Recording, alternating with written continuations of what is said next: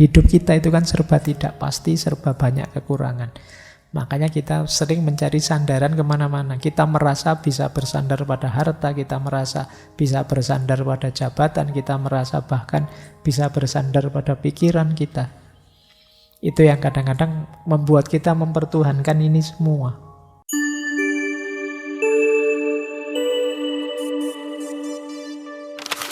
Assalamualaikum warahmatullahi wabarakatuh. Bismillahirrahmanirrahim. Alhamdulillahi rabbil alamin. Wa bihi nasta'inu ala umurid dunya waddin.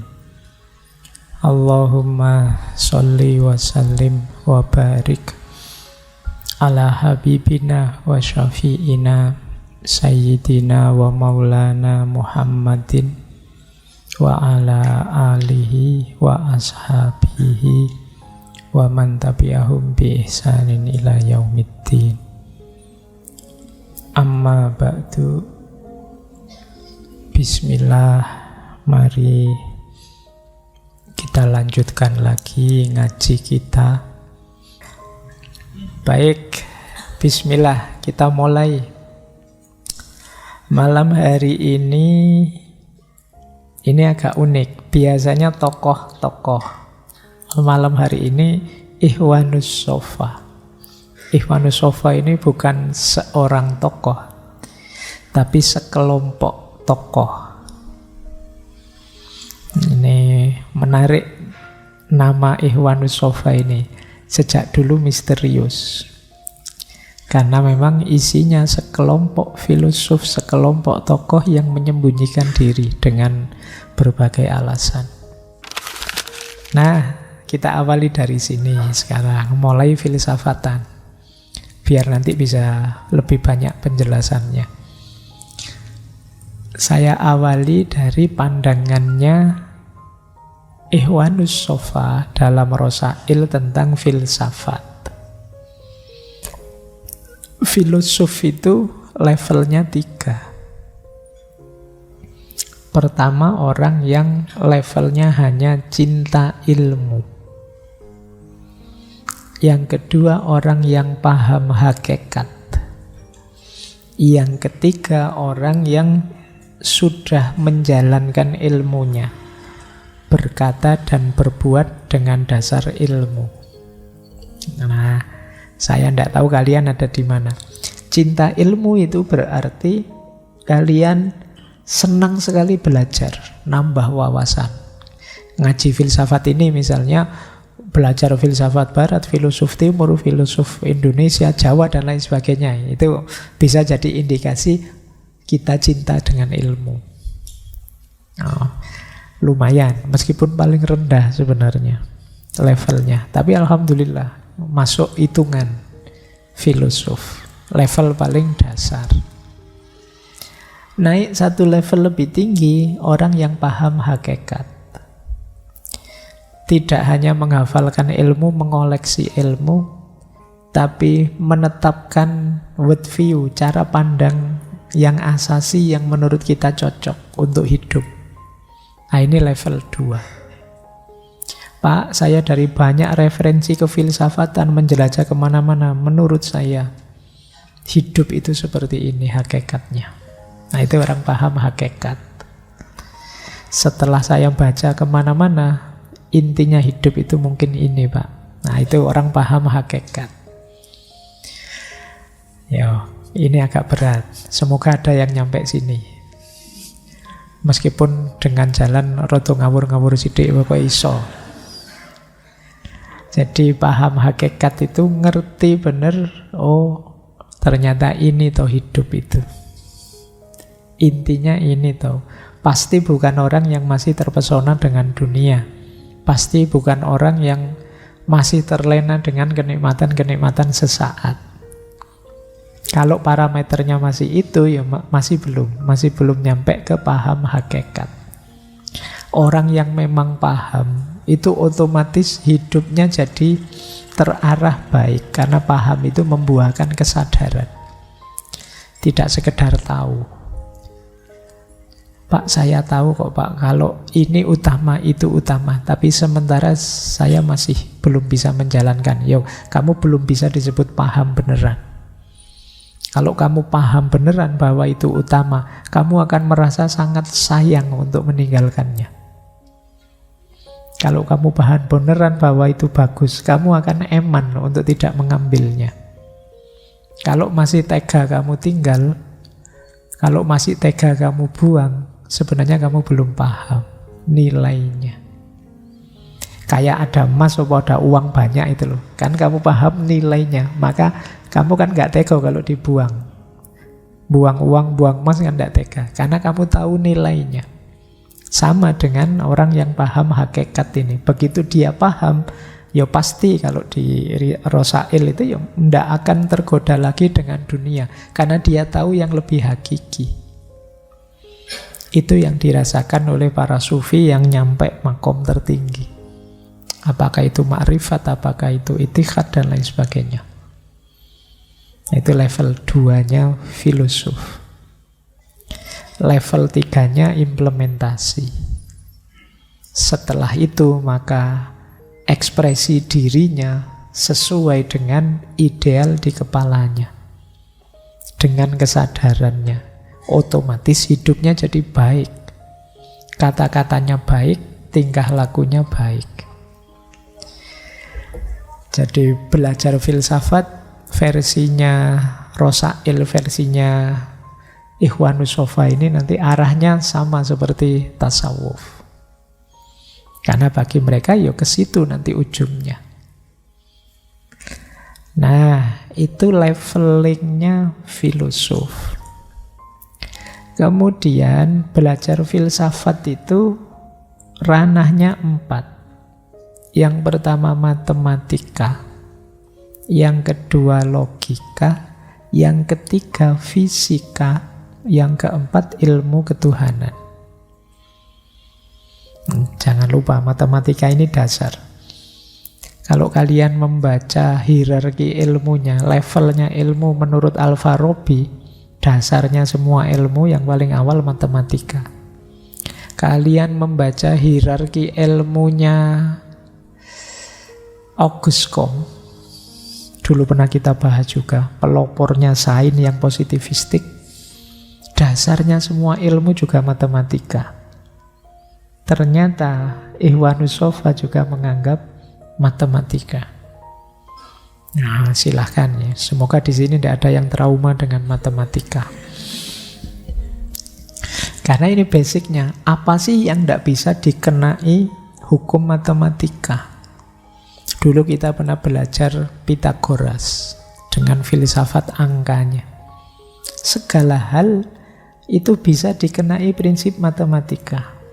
Gelas jumlahnya 2. Laptopnya 1, ini matematika. Ini lebih besar, ini lebih kecil, matematika. Kalian berpikir logis itu ya basisnya matematika, awalnya. Setelah matematika baru logika.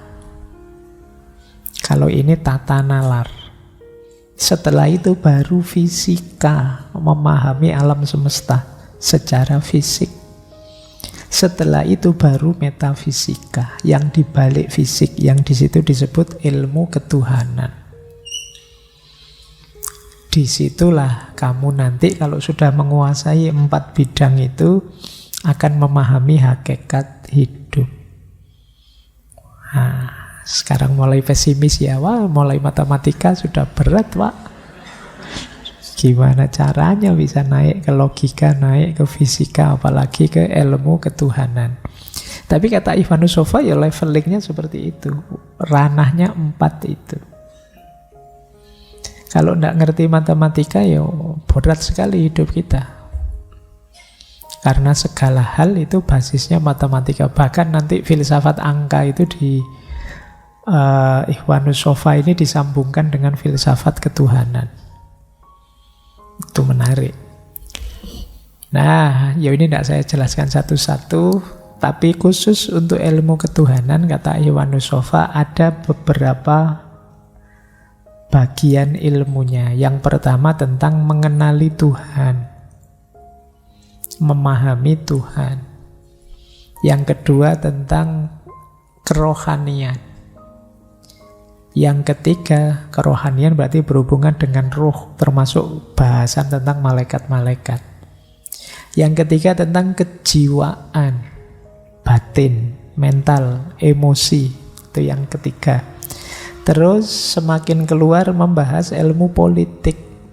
Nah, ada politik kenabian, politik pemerintahan, ada politik umum. Politik umum itu tata masyarakat. Ada politik khusus, politik rumah tangga.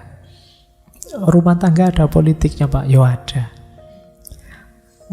Unit masyarakat paling kecil itu kan rumah tangga. Sementara politik itu ya tata masyarakat. Jadi makanya ada politik khusus. Politik khusus itu ya harus belajar gimana hidup bersama berumah tangga yang bagus. Bukan mempolitiki istrinya atau mempolitiki suaminya. Tapi ini membangun rumah tangga yang tertib, teratur. Dan politik pribadi. Ada, Pak, politik pribadi ada. Yaitu apa? Akhlak. Akhlak itu politik pribadi. Nah, waktunya tidak nyampe kalau saya jelaskan satu-satu, nanti kamu cari sendiri. Politik khusus, politik pribadi, politik umum, politik pemerintahan, politik kenabian. Terakhir, ilmu ketuhanan itu membahas keakhiratan. Hidup sesudah mati. Baik, ya ini pengenalan saja. Itulah ranah kajian filsafat versi Ikhwanus Sofa. Oke, saya lanjutkan. Nah, mereka juga membahas hubungan filsafat dan agama. Apa sih beda dan samanya keduanya? Kata Ikhwanus Sofa, kebijaksanaan yang dikejar oleh filsafat, hidup bijaksana atau hidup filosofis itu hakikatnya adalah hidup berketuhanan. Kalau bahasa Inggrisnya God-like. God-like itu ya makna letterleknya berperilaku seperti Tuhan. Kalau bahasa tasawufnya takhollak bi akhlakillah. Jadi filsafat kan tujuannya sofia, kebijaksanaan. Ayo hidup bijaksana. Hidup bijaksana itu hidup dengan nilai-nilai ketuhanan. Kalau dalam bahasa Indonesia mungkin istilahnya kan ketuhanan. Sila pertama Pancasila itu ketuhanan. Kenapa sih kok bukan Tuhan yang Maha Esa? Kenapa kok ketuhanan? Karena ketuhanan itu kalau bahasa Inggrisnya godlike. Ketuhanan itu berarti lebih dekat ke keberagamaan. Tidak sekedar saya percaya ada Tuhan yang Maha Esa, tapi hidupku adalah hidup seorang yang percaya. Itu namanya berketuhanan. Jadi ketuhanan yang Maha Esa itu kan, ketuhanan kan kata sifat, berhubungan dengan karakter. Berarti berketuhanan itu karakter kita itu seperti karakternya orang yang punya Tuhan. Misalnya kalau ada orang kok putus asa, terus kita kritik dia, kamu kok putus asa sih, katanya punya Tuhan. Kamu kan berketuhanan, kok bisa putus asa gimana? Kayak tidak punya Tuhan saja. Nah itu istilah ketuhanan, yang bahasa Inggrisnya God-like. Nah tujuannya filsafat ke situ, kata Ikhwanus Sofa. Pada puncaknya filsafat akan membawa kita pada perilaku ketuhanan, pada agama. Bandingkan dengan kata-katanya dulu kita pernah mengkaji Francis Bacon, bapaknya Said modern. Francis Bacon bilang filsafat itu kalau sedikit setengah-setengah sering menjauhkan orang dari agama. Tapi semakin banyak filsafat semakin mendekatkan orang dengan agama. Nah, terserah kalian setuju apa enggak dengan kata-katanya Francis Bacon ini. Benar enggak sih kalau belajar filsafat sedikit-sedikit malah jauh dari agama? Kalau banyak malah dekat dengan agama. Nah, saya jauh dekat tetap jauh Pak dari agama, tidak pernah mikir. Yang kamu tidak serius kok belajarnya. Jadi ya monggo saja kamu cek sendiri. Mungkin kayak orang yang baru belajar silat itu ya, biasanya yang sudah grandmaster yang ilmunya paling tinggi juga lebih tawadu. Yang ngamuan tersinggungan kan yang kecil-kecil yang baru belajar itu. Sama kayak kalian kan begitu baru belajar filsafat, kayaknya nek ngomong di filsafat-filsafatkan. Wah. Ayo. Baru ikut ngaji filsafat berapa kali presentasinya eksistensi, esensi. Oke, iya, ya wis kaya ngono itu.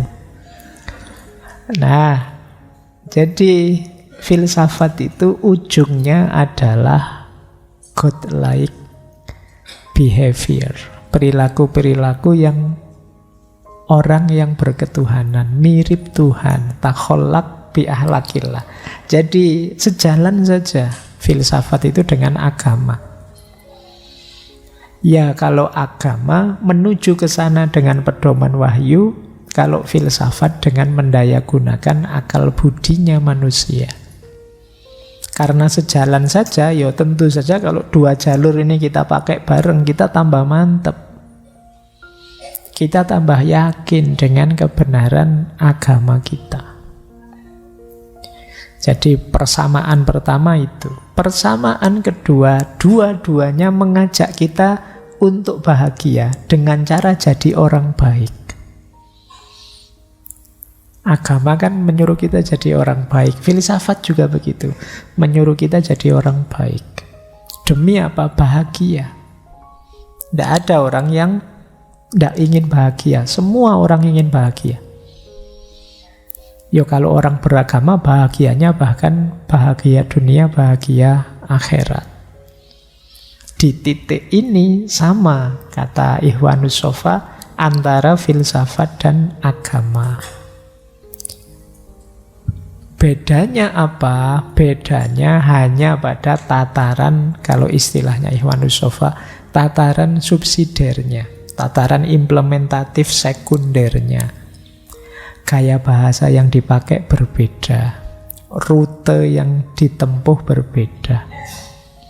Jadi di sisi ininya beda. Mungkin kalau agama dengan kepatuhan, dengan ibadah, dengan kepasrahan total, sementara kalau filsafat lewat jalur yang berbeda dengan mengkritisi, menempatkan pemahaman dan lain sebagainya. Tapi pada akhirnya akan ketemu di muara yang sama, yaitu kebahagiaan hidup dunia akhirat dan godlike behavior tadi, perilaku yang mirip Tuhan. Semoga tidak ada yang salah paham kata mirip Tuhan. Mirip Tuhan itu gini loh, Tuhan itu penyayang, kita juga penyayang. Tuhan itu pemaaf, kita pemaaf. Tuhan itu hakim, bijaksana, kita juga bijaksana. Itu yang disebut takholak bi akhlakillah kalau dalam tasawuf. Nah, belajar filsafat juga bisa sampai ke sana kalau mendalam dan serius.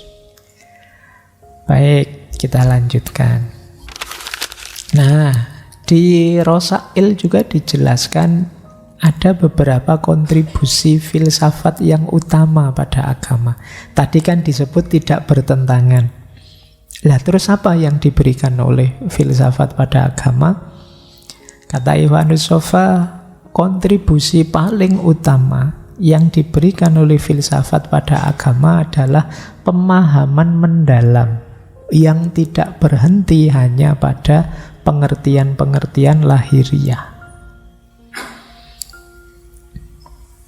Jadi agama itu kan pegangannya wahyu, pedomannya wahyu. Nah, filsafat membantu memahami wahyu lebih dalam.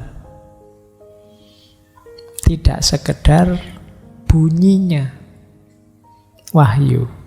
Karena di balik wahyu ada makna-makna. Itu yang kata Ikhwanus Sofa, kontribusinya filsafat pada agama. Filsafat mengajarkan manusia tidak berhenti hanya pada makna lahiriah. Kalau hanya berhenti pada makna lahiriah kok rasanya kurang dalam, rasanya dangkal. Kalau berhenti pada makna lahiriah kan kalian sibuk menafsirkan, kok laki-laki boleh kawin 4 ya, kok perempuan tidak boleh. Kalian sibuk menafsirkan yang gitu-gitu.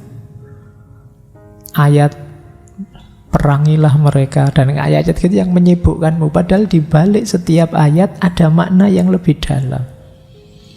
Itulah kenapa nanti Ikhwanus Shafah ini sering disebut kelompok batiniah, kebatinan. Nah, kemarin dulu kita pernah belajar di Jawa ada istilah kebatinan. Nah, ini kebatinan versi Timur Tengah.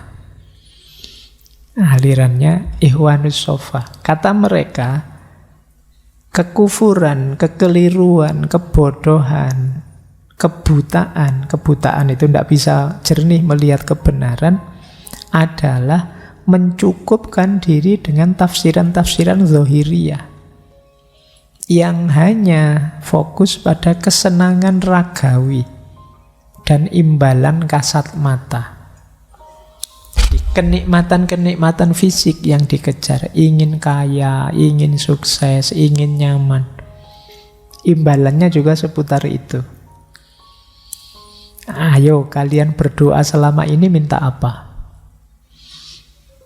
Saya tidak pernah berdoa, Pak. Kalau ada masalah saja berdoa. Jangan-jangan ada yang begitu. Atau saya rajin berdoa, Pak. Saya sholat duha segala, Pak. Tujuannya biar rezekinya lancar, Pak. Oh iya, alhamdulillah masih mau berdoa. Tapi masih ada pamrih kasat mata.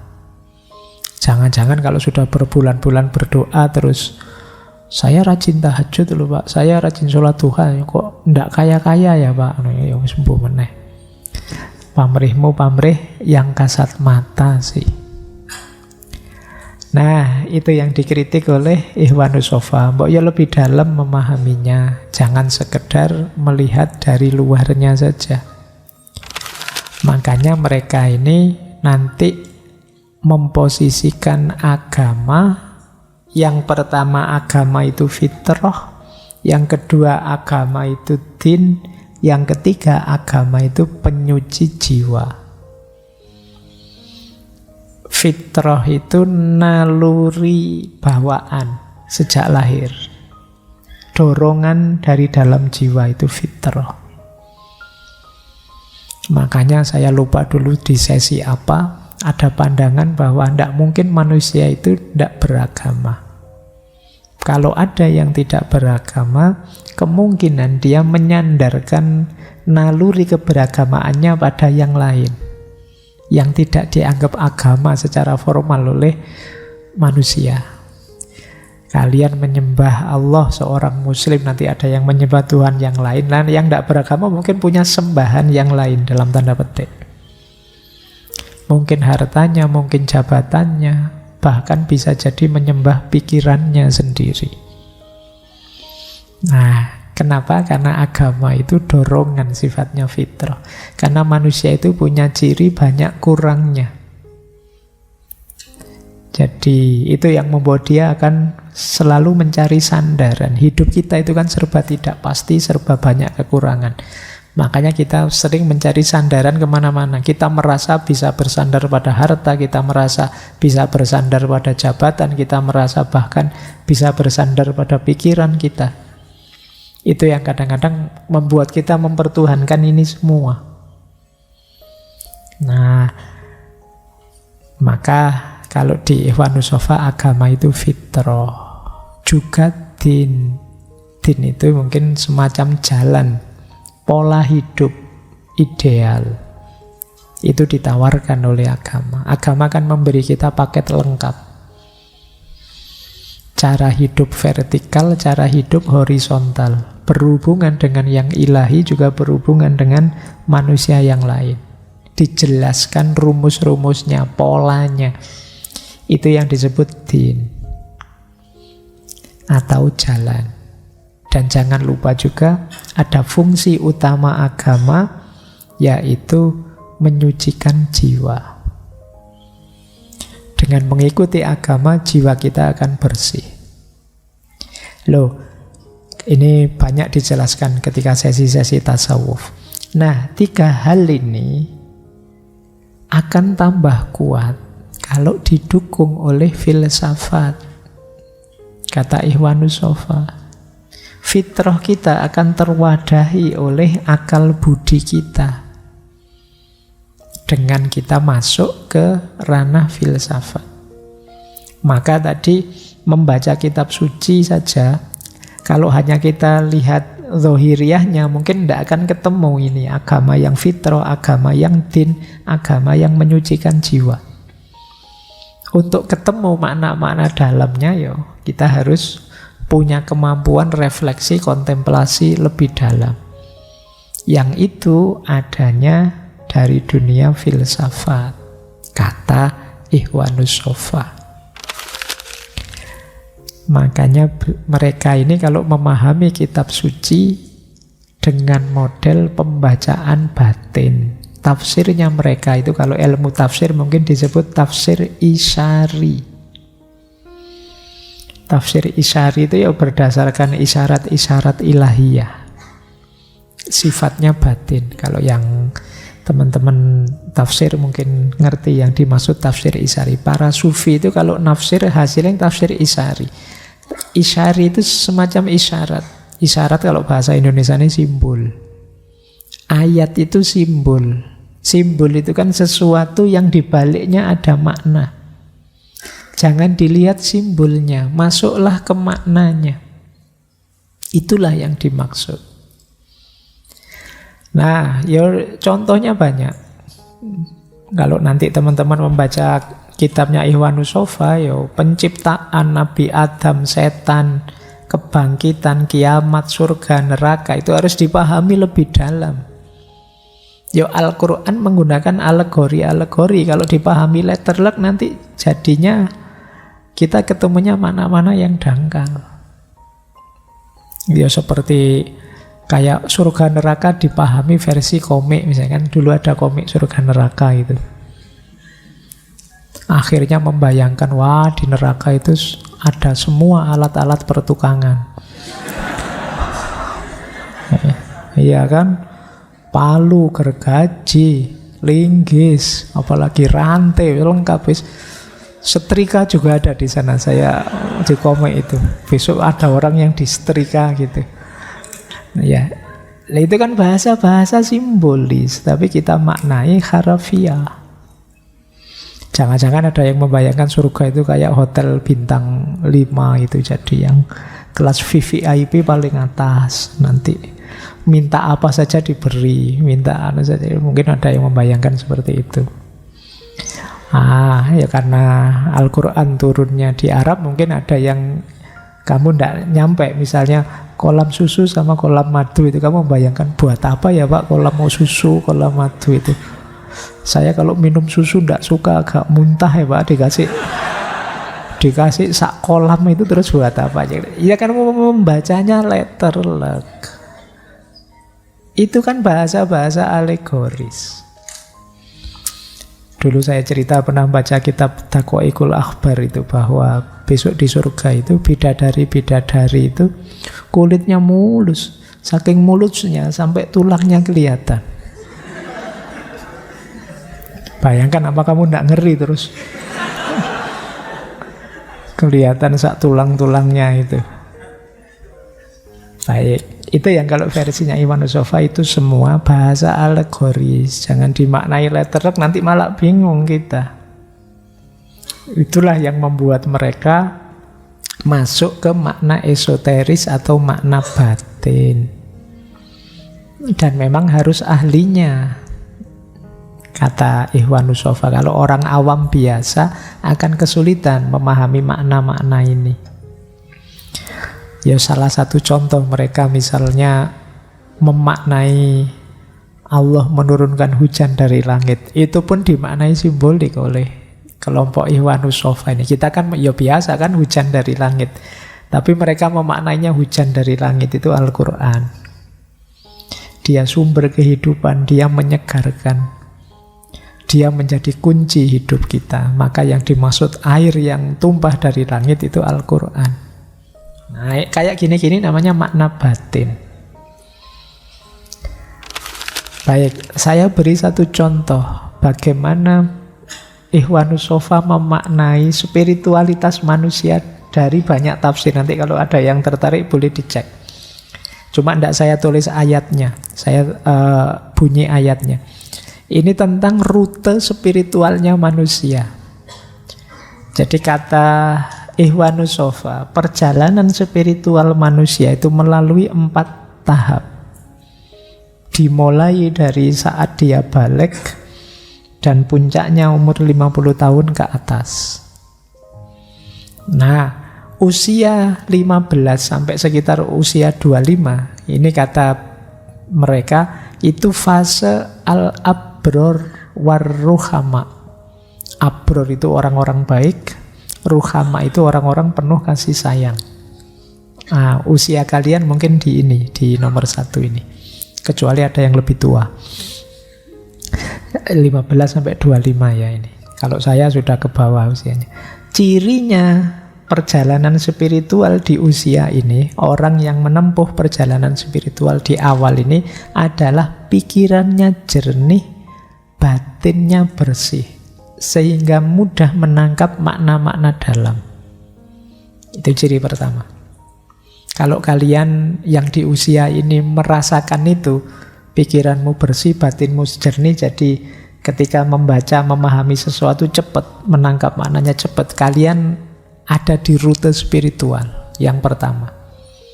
Nah, kelompok abror warruhama ini menafsirkan ayat surat An-Nur ayat 59. Manusia yang sudah mulai balik, mulai bisa berpikir. Pak, saya sudah hampir 25 tapi batinnya belum bersih, pikirannya belum jernih. Ya berarti rutemu tidak di situ. Kalau ingin masuk rute spiritual, segera masuk ke sini. Ya berarti ikhtiar-ikhtiar tazkiyatun nafas, pembersihan diri, pembersihan jiwa diperlukan. Nah, naik satu level, rute spiritual kedua adalah ar-ru'asa wal malik. Para pemimpin. Ini pemimpin apa saja? Setiap orang kan pemimpin. Sesuai levelnya. Minimal kamu mimpin dirimu sendiri. Ini usia 30 tahun ke atas. Cirinya usia ini kalau masih di rute spiritual biasanya pemurah, penyayang, siap berkorban dalam persaudaraan. Kemampuan berpikirnya sudah dalam, levelnya hikmah. Jadi, kalau yang pertama tadi kualitas individunya kuat karena jernih batin dan pikirannya, kalau sekarang relasi sosialnya luar biasa, bisa menangkap hikmah dari mana-mana. Penyayang, kemudian mungkin penyabar, mungkin pemurah, itu pokoknya hubungan sosialnya bagus. Itu rute spiritual kedua, 30 tahun ke atas. Mungkin ada di sini yang masuk usia ini ya. Kalau di usia ini kalian, Pak, saya di usia ini kok masih belum pemurah, Pak, Wong masih belum punya apa-apa. Persaudaraan juga belum jalan, nyari jodoh nggak ketemu-ketemu juga, Pak, misalnya. Ya, Pak, kalau di luar rute spiritual berarti ya. Kalau ingin masuk, segera kembali. Ini dasarnya surat Al-Qasas, ayat 14. Nah, ada fase spiritual ketiga, kata Ikhwanus Shafa adalah fase al-muluk was sultan. 40 ke atas. Nah, ini termasuk saya berarti. 40 ke atas ini matang sudah. Segala dalam hidupnya sudah tertata, tertib. Nah, mereka punya sultan sekarang, punya kekuasaan. Mampu memerintah dan melarang. Mampu mencegah perselisihan. Mampu menetralisir pertentangan dengan cara lemah lembut, dengan cara penuh kasih sayang. Jadi ini lebih powerful daripada yang kedua. Yang kedua tadi kan sekedar baik dengan sesama. Kalau yang ketiga ini bisa mewujudkan ideal-ideal, bisa menghalangi kerusakan. Ini jalan spiritual ketiga. Kata Ikhwanus Sofa, ini dasarnya surat Al-Ahqaf ayat 15. Nanti kalian cek satu-satu ayat ini. Puncaknya ini menarik. Justru puncaknya para filosof.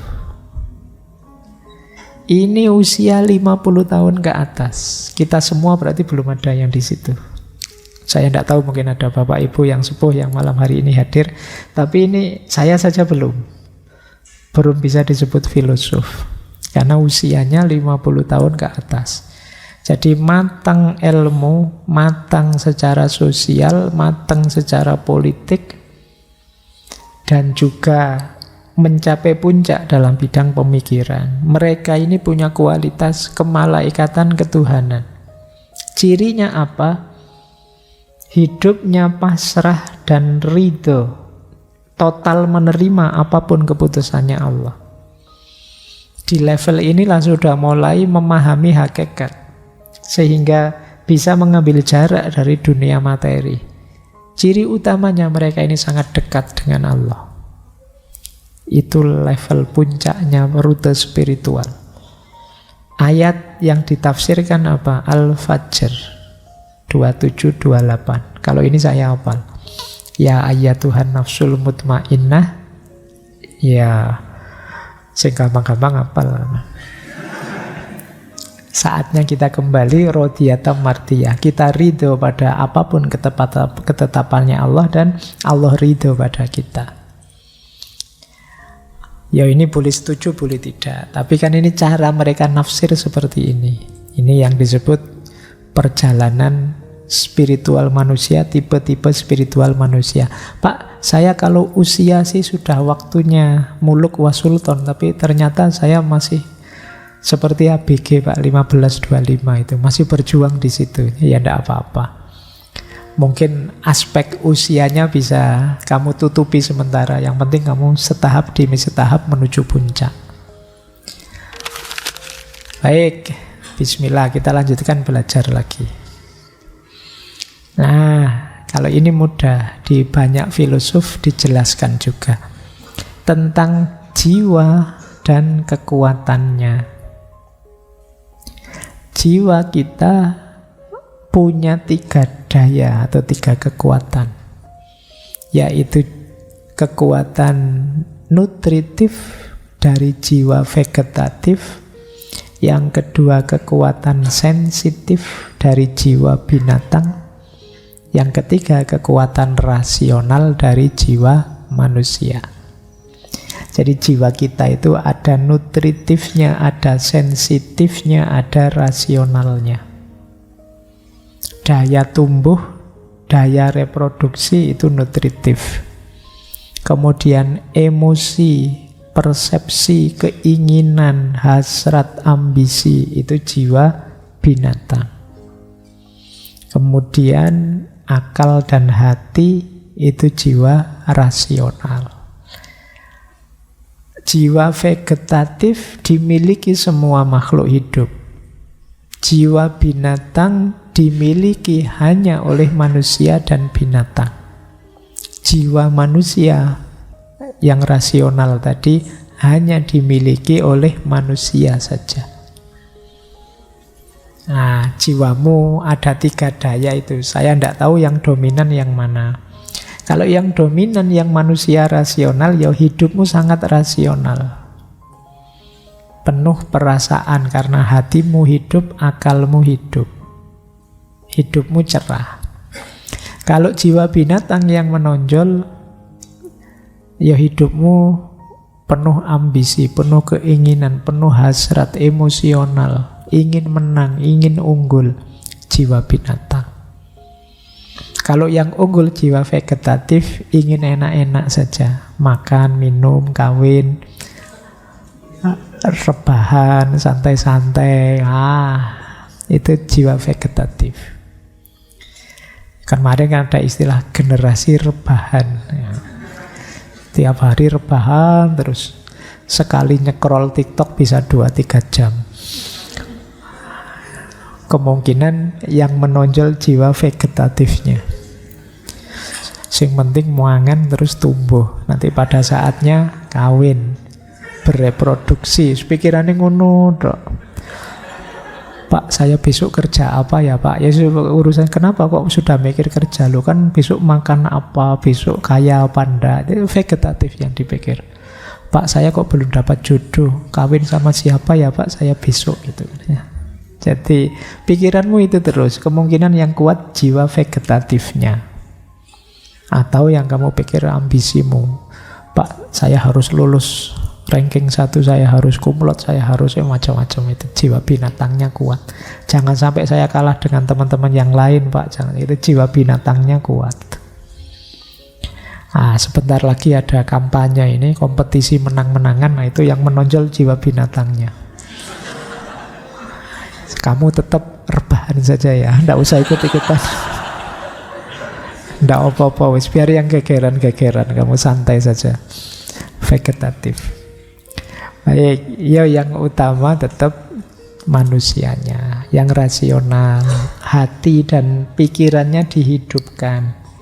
Hati itu pusatnya rasa, pusatnya kecerdasan, rumahnya kehidupan. Akal itu tempat berkembangnya persepsi, emosi, dan konsepsi.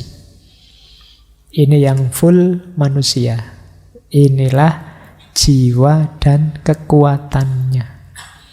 Maka perhatikan isi dirimu. Jadi anggap saja kita ini 3 dimensi. Ada vegetatifnya, ada binatangnya, ada manusianya. Ya semuanya harus dikelola dengan seimbang sebenarnya. Ya kehilangan jiwa vegetatif, ya kamu tidak semangat hidup. Kehilangan jiwa binatang, kamu ya tidak berambisi, tidak punya keinginan, tidak punya cita-cita. Ya orang lihatnya mesti tidak senang.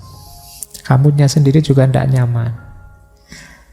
Terlalu kuat di manusia. Saya pengen tirakat saja Pak, ibadah saja Pak, belajar saja Pak. Tidak mikir makan, minum, tidak mikir. Yo, hidupmu tidak imbang nanti. Penuhi saja semua secara seimbang.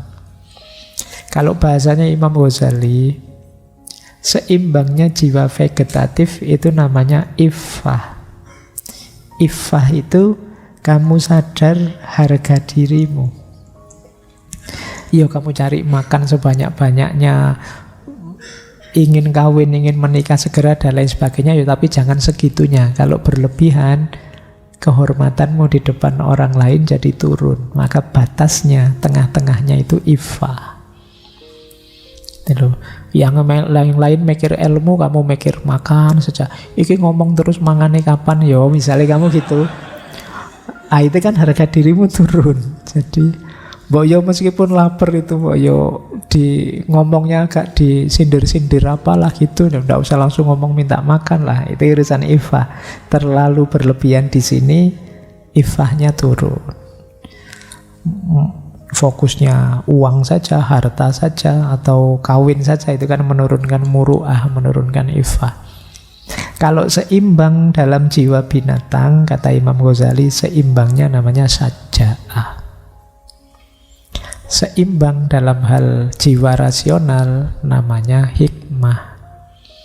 Wah, tiga-tiganya harus imbang. Saja'ah itu ya berani hidup, berani bercita-cita, berani matok keinginan, meskipun tidak berlebihan. Kalau kekurangan namanya pengecut. Nah, jiwa manusia juga begitu. Hikmah itu ya kita harus pintar berilmu, tapi secukupnya juga.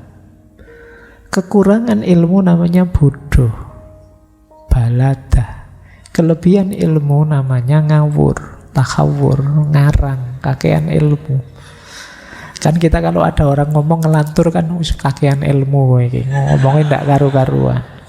Berlebihan jelek, yang pas saja namanya hikmah. Jadi ini kayak kita ngomong, ayo dimomong 3 daya ini secara pas. Cara ngomongnya gimana? Kita perlu ilmu. Ada ilmu yang kita upayakan sendiri namanya filsafat. Ada ilmu yang diberikan langsung, dituntungkan langsung oleh Tuhan, namanya agama. Jadi itu 2 jalan yang sama-sama dalam rangka ngopeni hidup kita.